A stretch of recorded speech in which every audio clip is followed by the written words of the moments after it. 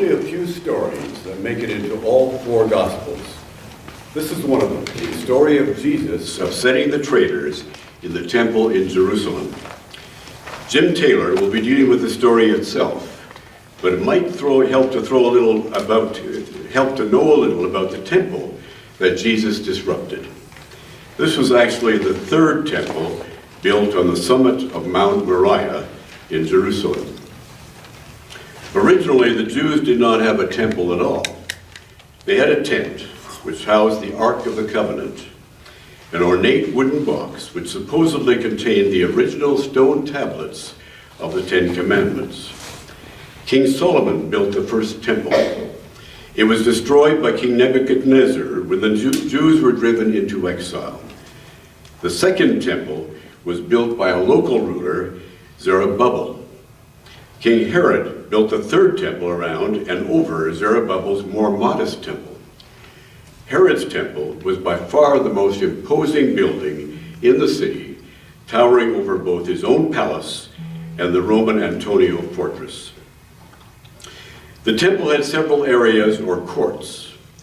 Only the high priest was allowed into the inner sanctum, the Holy of Holies, and even then only once a year. Outside that was a court restricted to priests, then a court for true Israelites, which meant men only.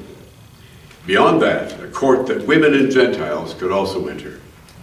Beyond that again was the marketplace, where worshipers could buy animals for sacrifices such as doves, chickens, and sheep. Because the sacrificial animals must be ritually pure, they had to be bought from licensed vendors. And because people had to pay in temple currency, there was a need for money changers. It was to this marketplace that Jesus came. Now reading from John 2:13-17. When the Passover feast, celebrated each spring by the Jews, was about to take place, Jesus traveled up to Jerusalem. He found the temple teeming with people selling cattle and sheep and doves. The loan sharks were also there in full strength. Jesus put together a whip out of strips of leather and chased them out of the temple, stampeding the sheep and cattle, upending the tables of the loan sharks, spilling coins left and right. He told the dove merchants, "Get your things out of here. Stop turning my Father's house into a shopping mall."